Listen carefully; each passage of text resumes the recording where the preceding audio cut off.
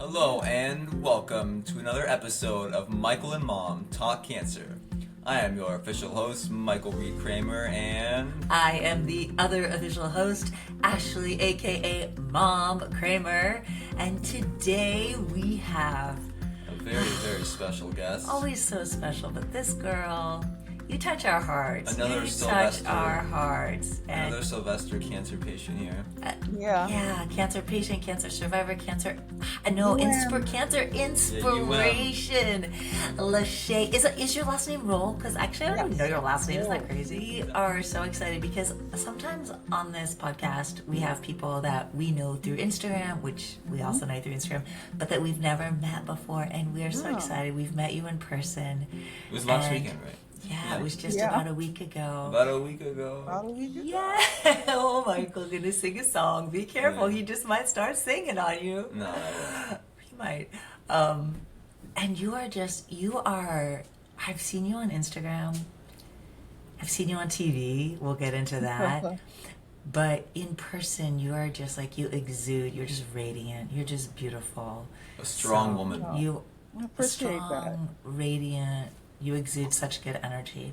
You're amazing. So, okay, shall we start? We want to know your story. Yeah, just tell us who you are.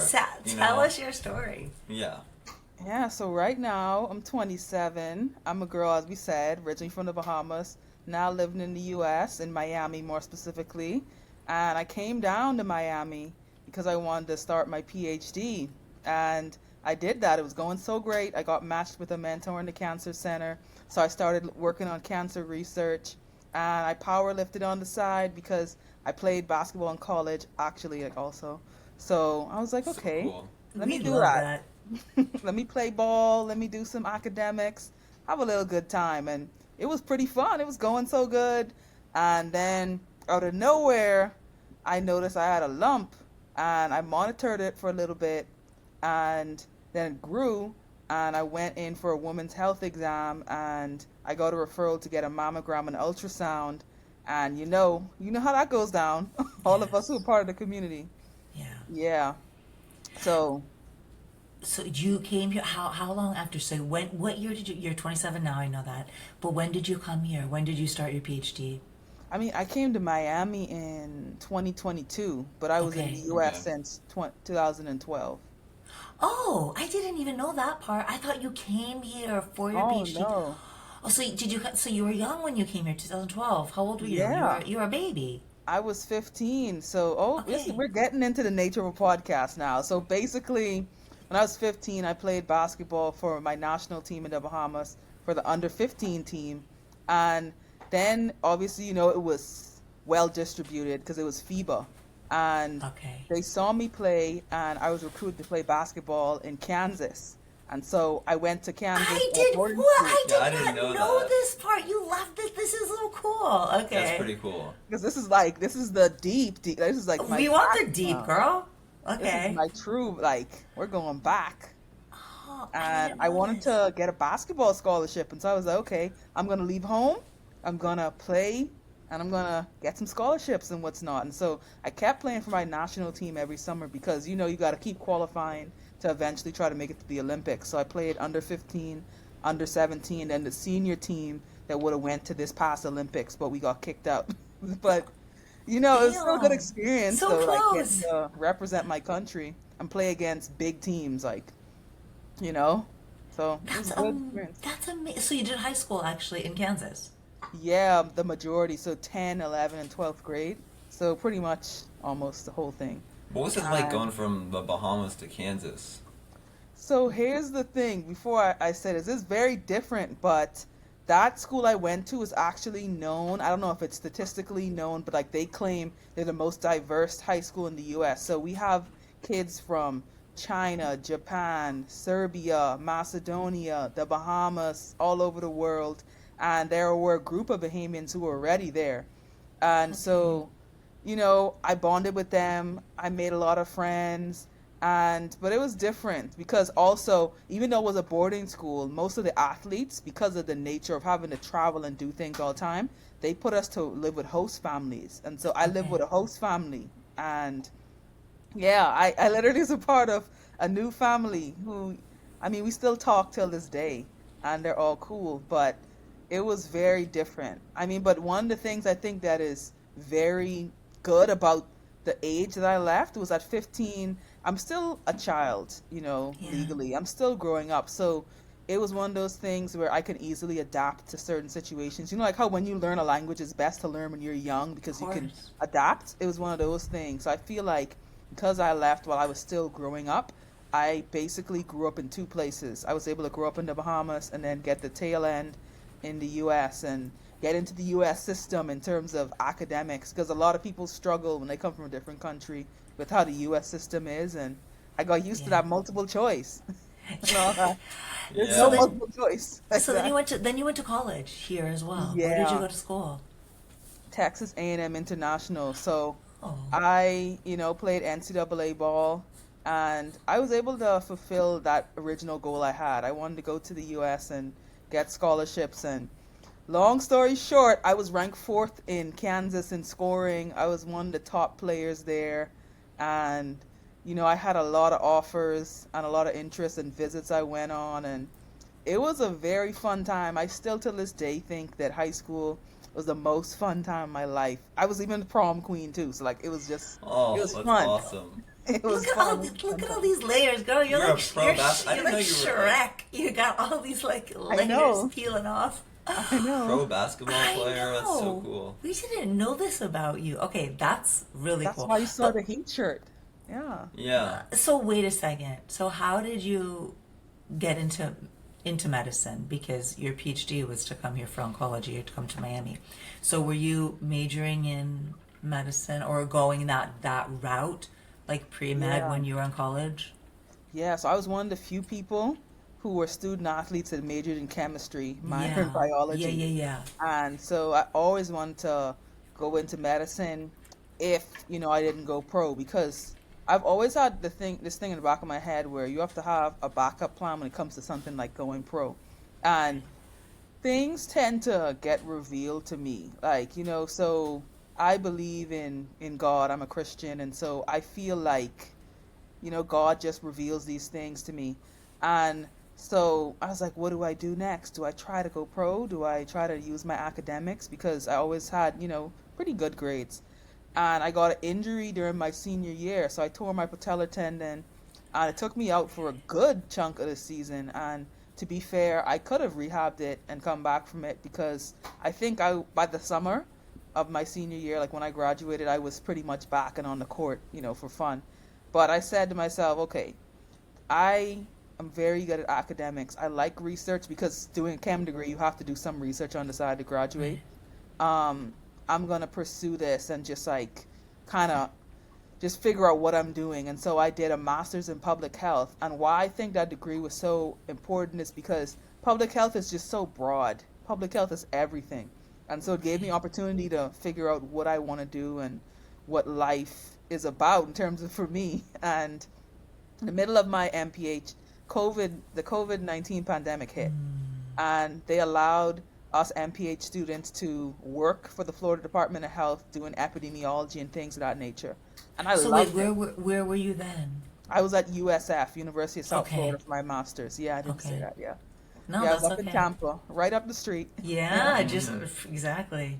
Yeah, but it made me realize I love this. I love being able to help others. And, I was stuck between do I want to go to med school or do public health? But why I chose public health and research is with medicine, I could see one patient at a time. But with public health, I could help thousands, even Right. millions with one intervention or one thing that I do.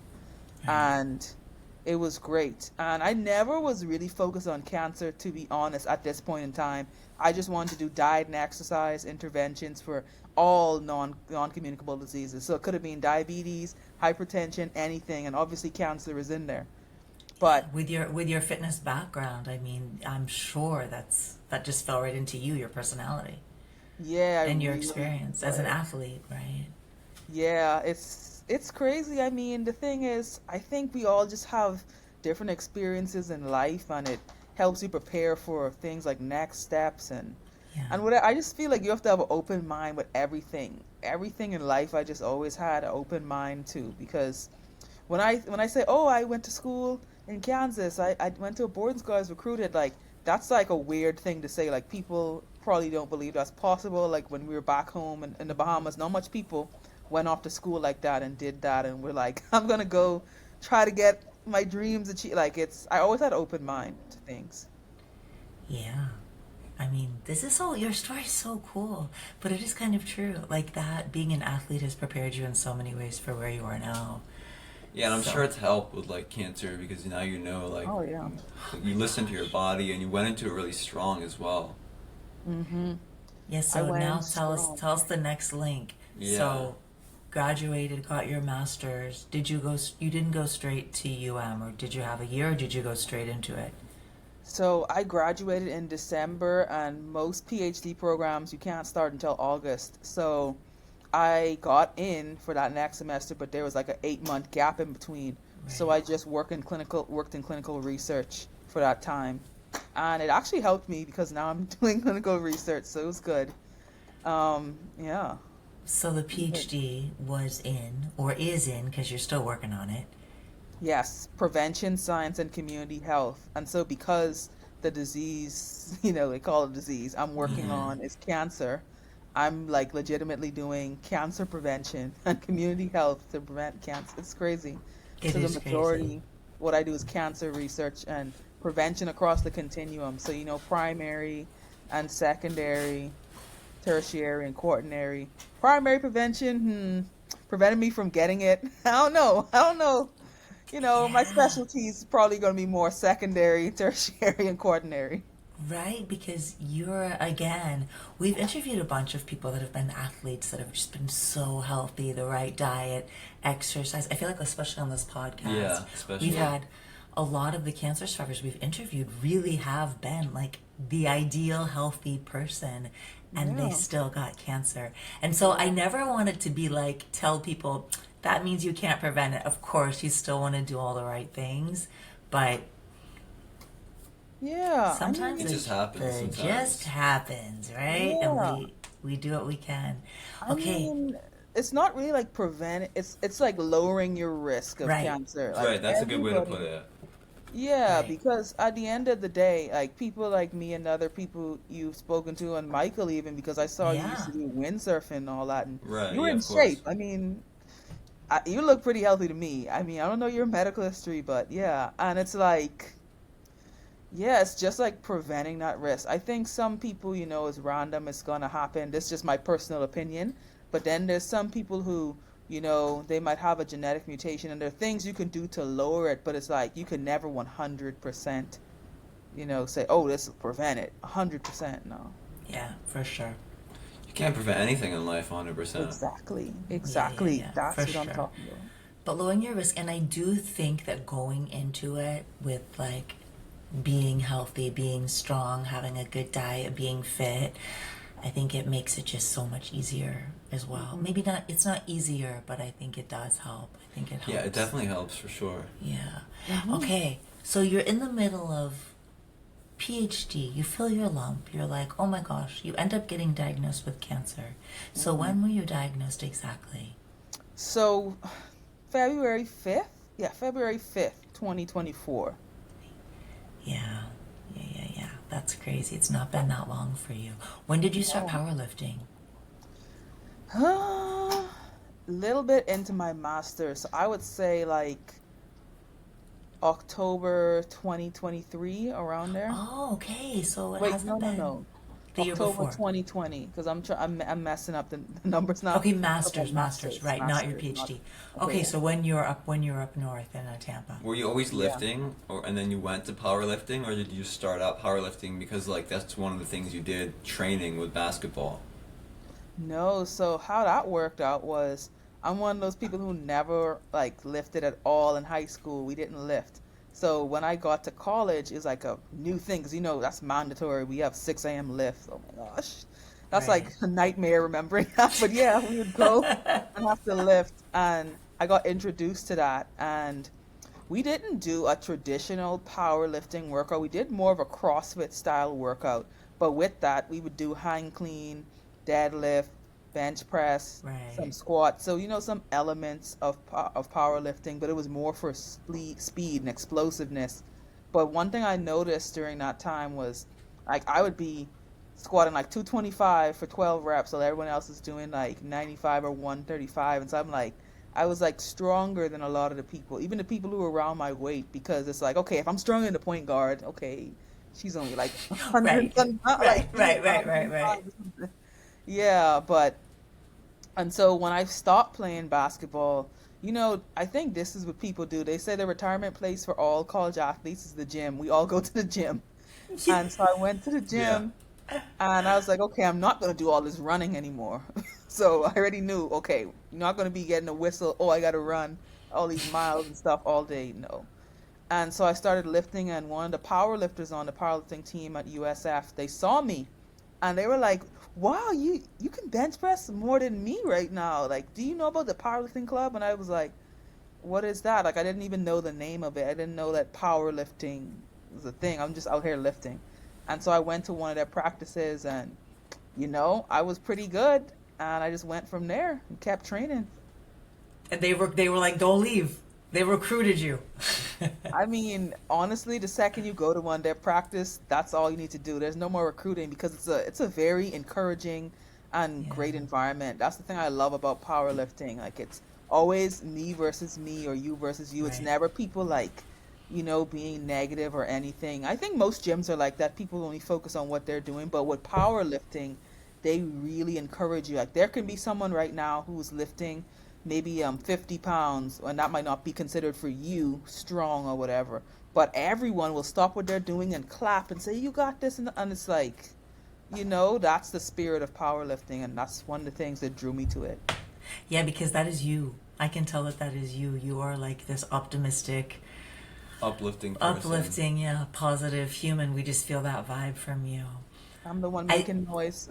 But I love what you said, because I feel that, because recently it's been like 2 or 3 months that Michael's been able to get back in the gym, and we go together, and he's not able to lift a lot of weight with the Graph versus Host and the ABN, and I feel like it's true. I'm like, no one cares No, that no he's one cares. lifting less weight. That no one cares. Everyone is there for themselves, and he's improving as he improves. And same with me. I'm like the oldest one in the gym.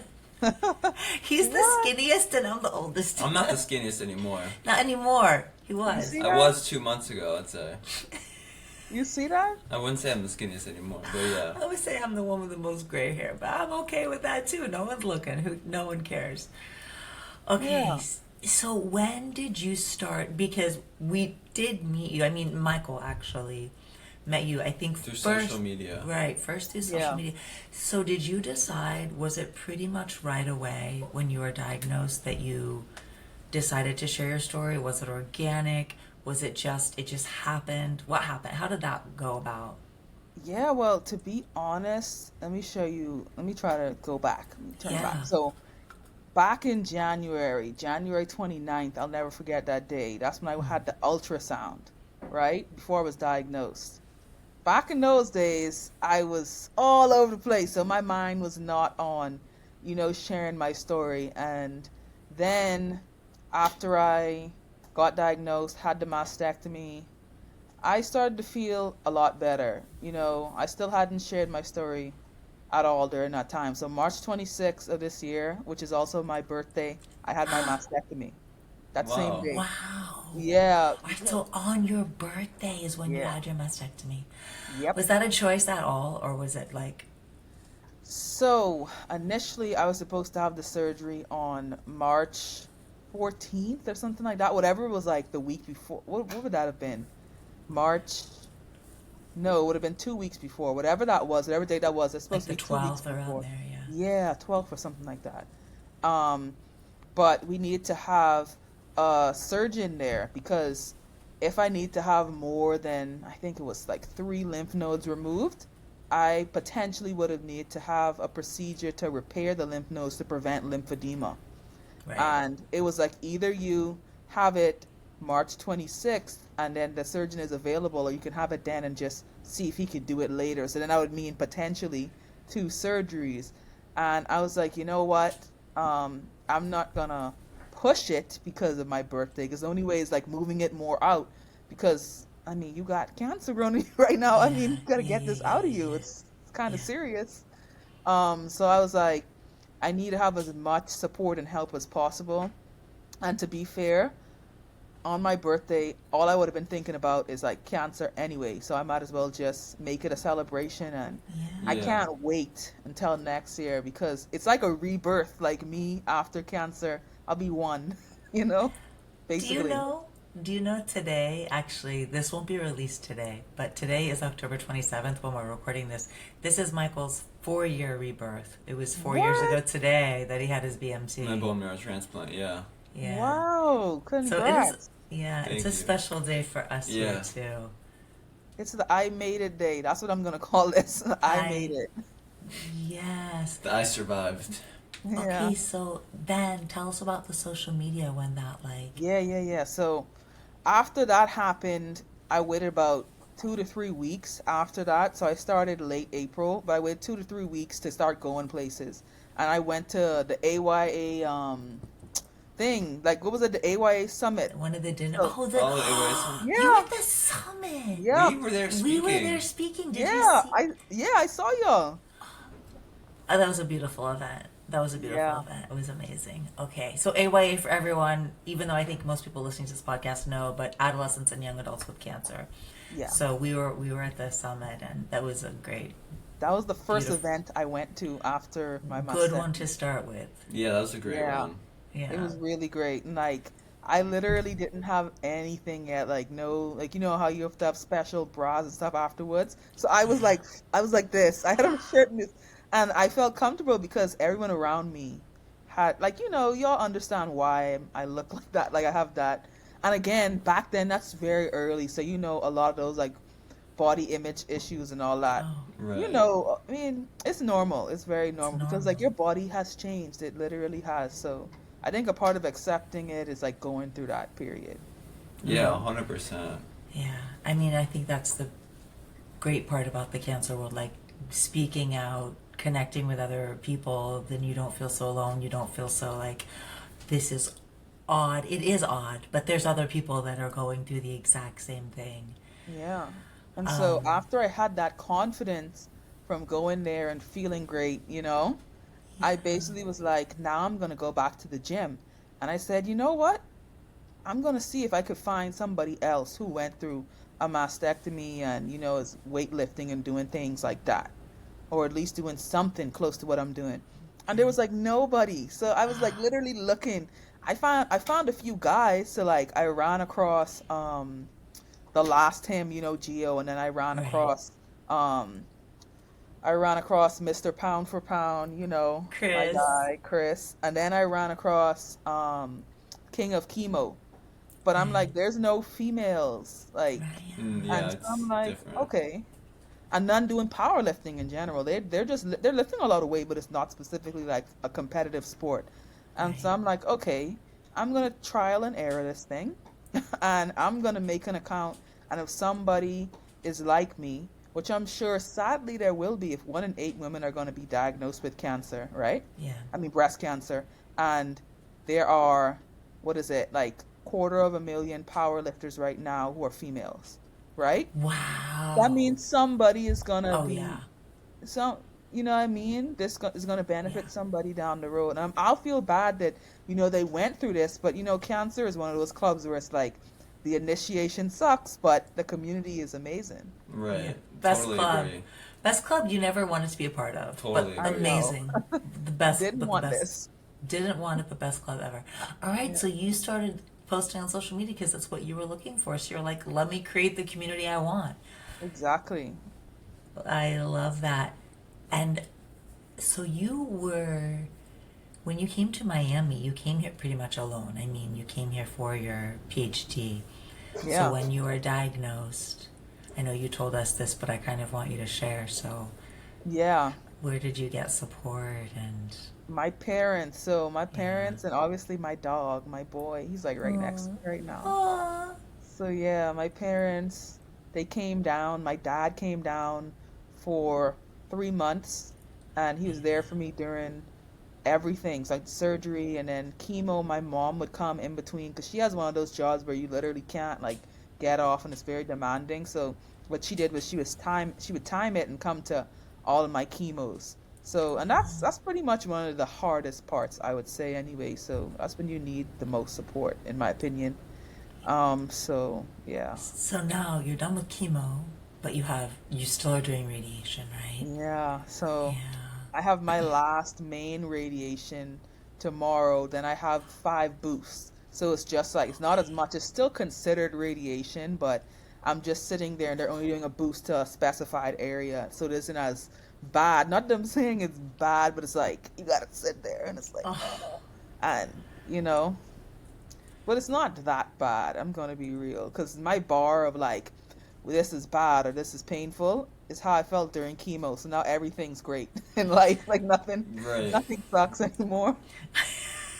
isn't that like that's I don't want to say the good things about cancer, but it really is.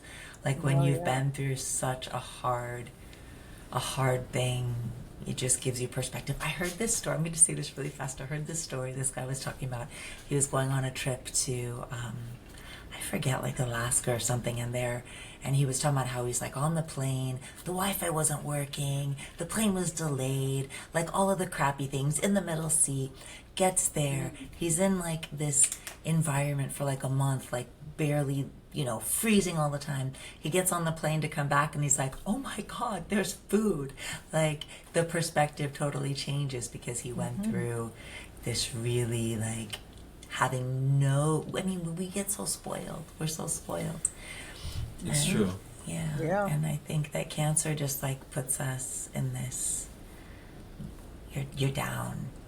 Yeah. And It so teaches you a lot. it teaches you a lot. It gives you so much perspective. Oh my And like, gosh. how do you feel? Because you're towards like the end of treatment.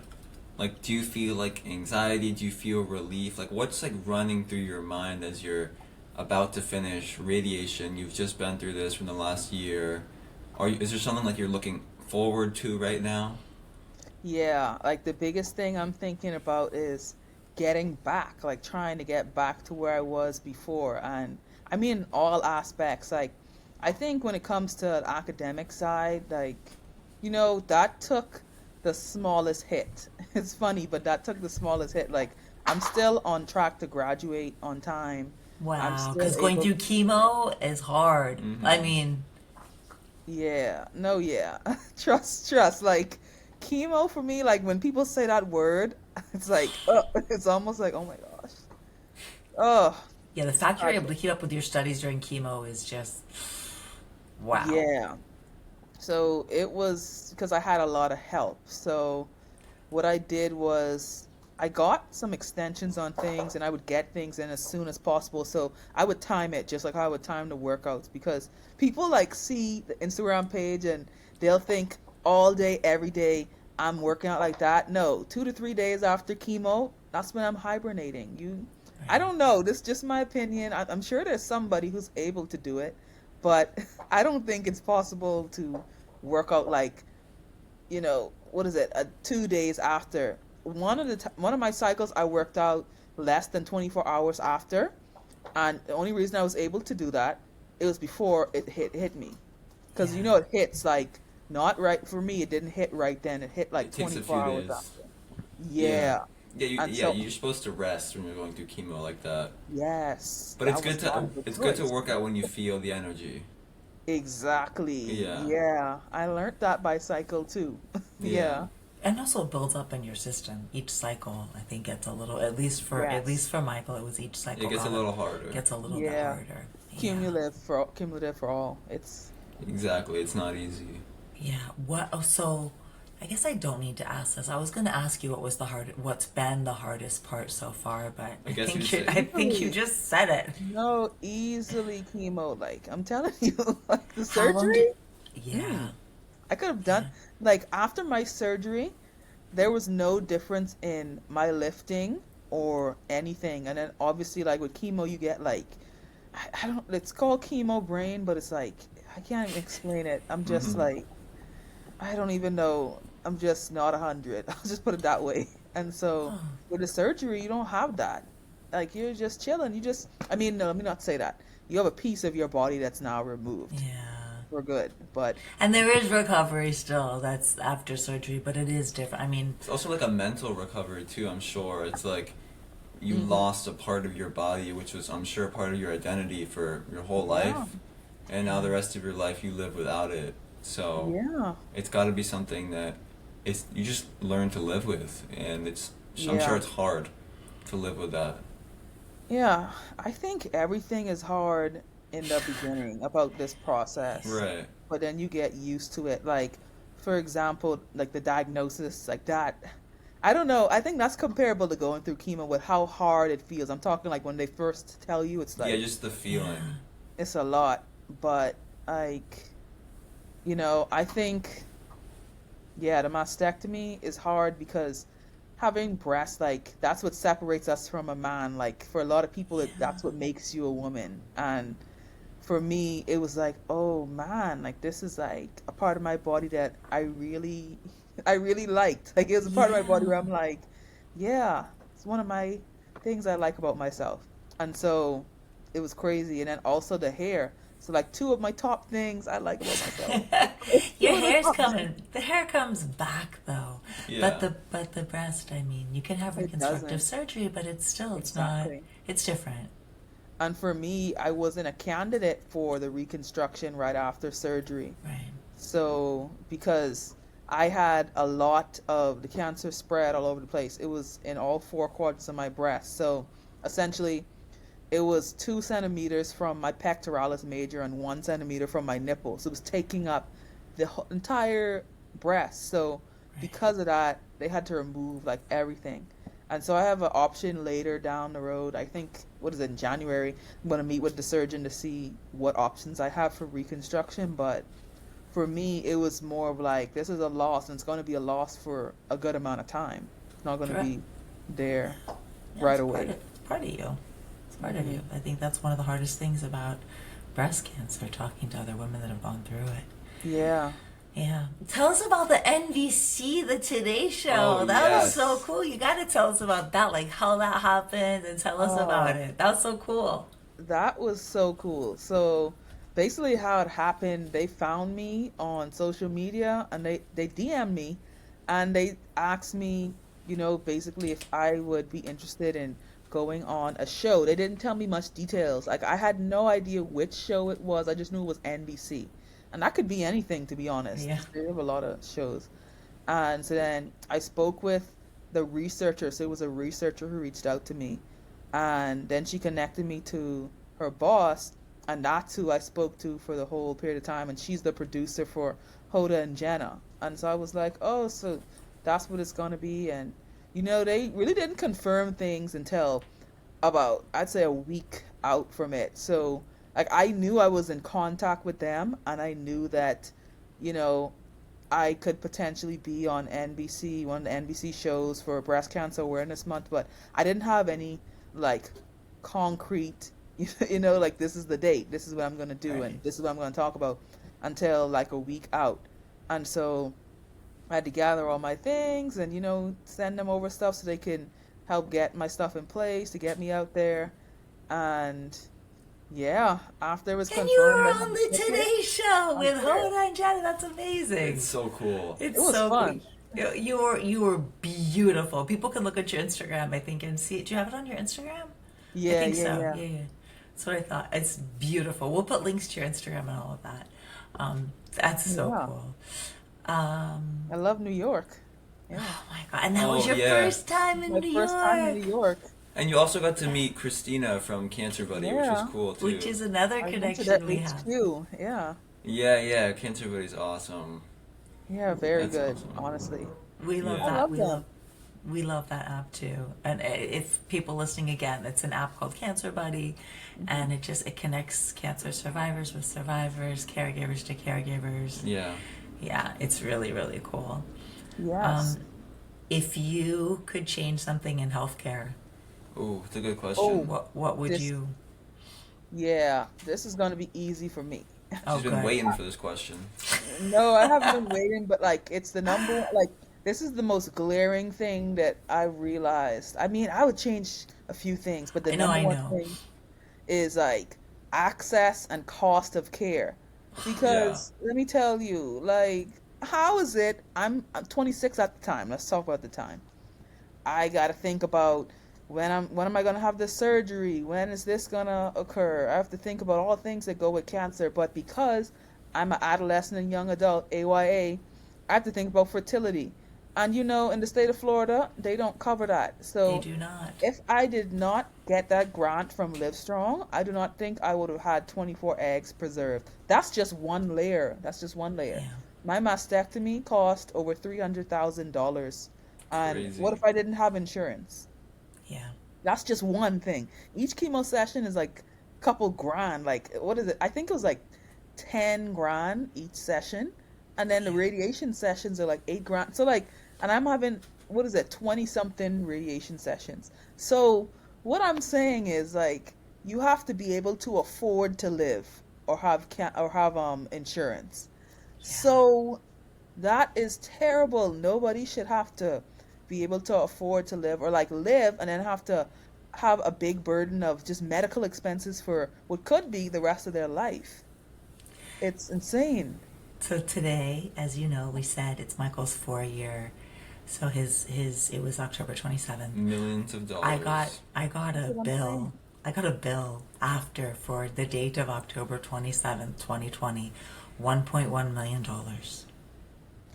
That's what I'm saying. And you Yeah. only can laugh, but it's really, to me, it's No, not we even can laugh when funny. it's It's such a like, big number. You can laugh. I think sometimes it's harder when I get the bills for the smaller numbers because I'm like, oh my gosh, I really actually like Have to pay have for to it. pay these few thousand. Like the million one, I'm like, "Pfft, right. that's But ridiculous. it is. It's scary. I think it is. It It is very saved his life. overwhelming. And it's overwhelming, I think, because even though, things work out and I'll tell myself, I'll be like, okay, we're alive, we're here, he's still getting Yeah, treated, we have a lot of bills, but he's getting treated, and I remind myself of that. But it is a stress. Like, you it can't is. help it when you open a bill and it causes a lot of anxiety, and it's really, you don't need that on top of the cancer. It's Exactly. so hard. It's crazy. I agree, that's a really hard one. That's I. Um, What do y'all think? That has to be number one. There's a lot, but like that, like I I mean, think that has to be number one in healthcare. Yeah, I agree. The cost is just yeah, ridiculous, and the access to it is. Yeah, it's a tough, tricky scenario there. It is, and I know that we're lucky. We're lucky that he's still like Michael has still been treated, even though the yeah. bills are huge. So I count that as a blessing. But still, you're still in the aftermath. You're still like have these debts, and it's Yeah. scary. That's a I don't know. lot. I It's I a mean, and the lot. thing is, they say not to stress out as a Yeah, survivor, or that's one of the things like to help prevent. But you're stressing me out with these you can bills. exactly. Like, You can't help it. You can't help it. If someone is just on the beginning of their cancer journey, what is your biggest piece of advice for someone that's just starting? well, just starting what I just said, probably try your best not to stress out too much. Yeah. Like, it's oh hi, There's the doggy. The doggies help you not stress out. Everyone yeah, should get have a a pet. dog, get a Everyone dog. should have a Yeah, pet, right? I agree. We agree with that. yeah, like because you're. I mean, it's the truth. It's sad to say, but you're going to be stressed out, like Of naturally. course But you are. try to like limit it as much as possible and do things that make you happy. And just the stress is my number one thing because one of the things about cancer, you do not have much control. It made me understand I can't control a lot of things. Like if you're a control freak, cancer is You gonna gotta let destroy go. you. It's the best lesson for. I've known a lot of control freaks, and I'm like, this is the best lesson for you ever because you You can. can't control anything with No, cancer. no. You Nothing. could you try to control how you react, and even that, like that's a mantra that we've had. You can't control what happens. You can control how you react. But even saying that, like, it's a mantra meaning you have to repeat it a lot. Like Yeah. every single day, you have to remember. Okay, I still have some control over how I react. But that Yeah. doesn't mean it's easy. It's easier to say it and to have it on the refrigerator. Yeah. But that But was the hardest thing. No control. No Like good if luck. some, you go to the doctor and they tell you this is the treatment that we're going to do. What do you think? I don't know what to think because I'm not. I don't have any control. I'm just going to say yes right now. Yeah, let's get Yeah. rid of this cancer. Like Like, yeah, what are you gonna do? Be like, no, I want to do this treatment. I Like, don't we know. don't Like like, you know, Yeah. it's hard. And then when you get sick from the chemo, it's like you can't control if you're gonna vomit or feel horrible. Like, you don't know how you're gonna feel, and you don't know how your counts are gonna be affected. There's so much that hmm goes into play. Yeah, Oh yes, and but yeah. you said something I love. You said Oh, that you said a piece of advice there that I just want to highlight it because it was good. It was trying to stress out, try to keep doing the things you love, yeah, and I think that that's one reason because you love powerlifting, and yeah. that's something that for you is like part of you. It's part of like who you are, and you're like, I'm hmm just gonna keep doing it. Maybe it's gonna be hard, but you kept doing it, and I love that. It's beautiful. It was the most normal thing for me. Like, because cancer took a lot of different aspects away from me. It controlled me. Like, because of Yeah. cancer, now I have to be at the cancer center like 3 appointments a day sometimes. And so it basically dictated my schedule. It's all your control, like we were saying, is gone. Yeah. So the one thing I can do that was normal was I still was able to go to the gym. I still was able to work on classes to an extent. I still was able to play with my dog. So trying to add in as much normal things as possible. And then obviously during the chemo cycles, yeah, my dad had to walk the dog. It became my dad's job. Cause like I'm telling you, those first couple of days are, yo, like, that's all I'm Brutal. gonna say. That's all. Brutal. Yeah, we I remember. know. I I remember. know. I know everyone knows. That's like I think that's one of the biggest bonds that us as survivors and caregivers like we have because my dad told me already. He said, "Yeah, I went through chemo." And I'm like, "When?" No, because he's saying, "Yeah." After observing that, Yeah. yeah. It's There's a lot of PTSD for the caregivers too because we can't help yeah, and it's so hard. I don't know. It was hard with my husband, but I think there's something when it's your child that's yeah, it's really hard to see your child go through that and you can't do anything.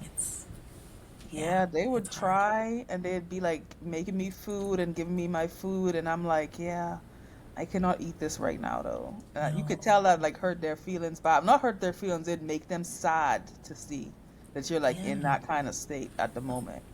of Yeah. But course. Do you have you been here long enough that you have like a support group of friends? Because it's wonderful that your parents came, but they have to go back, I and know you're they have here. went They, back, yeah. and So, so the AY support group here at Sylvester, yeah. they're my people, and then also, a part of the studies that we're running in the lab them in, they have a thing called Believe in You, and so I've been a part of that from the beginning. And Nice. actually, I shared my cancer diagnosis with them during the DCC. So I think they were one of the first groups I shared my cancer diagnosis with because I was back in February Yeah, that was in before February. the Yeah. mastectomy. And, they were supportive because it's crazy. I went from like one of the people who was like quote unquote staff or what's not. And now I'm a part of the community, and they literally were the best. Like a few of them were AYAs, and they told me about the support group and joining and what's not. So it was great. So I have them. I have some of my friends who they are not a part of the cancer community, but they're still my friends and they're still Yeah. here for me. And they go to some of my gym friends. So yeah, I do have some people I hang out with, and we don't talk about cancer. So I have my cancer friends, and I have my Me friends too. outside of cancer. Yeah, it's good to have both, because you don't Yeah, so always it's want not to feel all like good. cancer, but then you also want to have friends that like understand the cancer aspect of your life. Yeah, the cancer patient social media account. Yes. Oh my That's Oh my God. yeah, they have some good posts. They do. yeah. That was one of the first accounts I think that we found. Yeah, it I was. think They that were was very one of the funny. very first ones. We're like, oh my God, it's our sense of humor. I love Literally. cancer patients, cancer survivors, cancer caregivers. It's dark humor and I love it. That's You the only need that. way. It's the only Yeah. way because, I mean, other than that, then nothing's gonna be funny because, I mean, inherently, like just naturally, cancer and the situation isn't funny, but the crap we're going through, you just gotta laugh. Like you really have to laugh. Oh, you I do. agree. Oh, yeah. Yes. What's a superpower you wish you had? Oh, we're going on to fun. I was going to Ooh. ask if you ever had a therapist, but go to that one. That's more fun. Let me see. What's the superpower I wish I had? She's already I wish. power lifter. She got a superpower. She's I know. superpower girl. I know. I wouldn't say super strength. Let's say this. I'd say the ability to read people's minds. Oh, Yeah. Oh, I've never heard that one before. I know. Yeah. That would be Oh, insane. I don't know if I could take it. I don't know if I could take it either. That's true. That's true. It would be hard to like. You probably overanalyze everything, but it's not a bad one, I guess. What's your That'd be superpower that right. you wish you had right now? My Because sometimes superpower. it changes. I've asked you this before, but what is it like today? Oh, it would be Today. Today, it changes. to be perfectly healthy again. I always say that same answer, but I'll Oh, do if that. that's the superpower, I want that. I'd like to never Yeah. get diagnosed with cancer and Oh. stay healthy. Yeah, I would love that. Yeah, that, But do you think you would like to have never been diagnosed? Like, I feel like it gives you this perspective. I feel like going through it. I mean, I'm a caregiver, so I don't want to say, oh, I'm glad Michael went through it. It's not that. But I'm just like, I'm grateful that we've had this experience. I'm grateful Yeah. he's still alive. I'm grateful that we've had this experience because I see how it has changed our lives and the people that we've met. Yeah. So in that sense, I'm like, you're like sort of grateful for it. Not that you want anyone to ever go through it, ever. But you're not Yeah. grateful for the cancer. You're grateful for what it's taught you and the Exactly. perspective. I And, am. I mean, at the end of the day, like when we truthfully think about it, we're just wishing right now. It's the reality of is, course, like, Yeah. can't change it. yeah, the reality is, but I do think it has. When I say helped me, I don't even know if that's the right way, but it's helped. I'll say it's helped me understand more about like what life is about and what's important, and then also from a career aspect, I now understand what people who are diagnosed with cancer are going through. And I don't just understand it like from simply the diagnosis aspect. I now am going to know about all the forms of treatment other than, obviously immunotherapy and things like that, but like all the major ones like chemo, surgery, and radiation. So when I say something and I say, oh, I believe this could be good for you, or I think, this helped, I can say this helped me. This isn't just help Yeah. patients.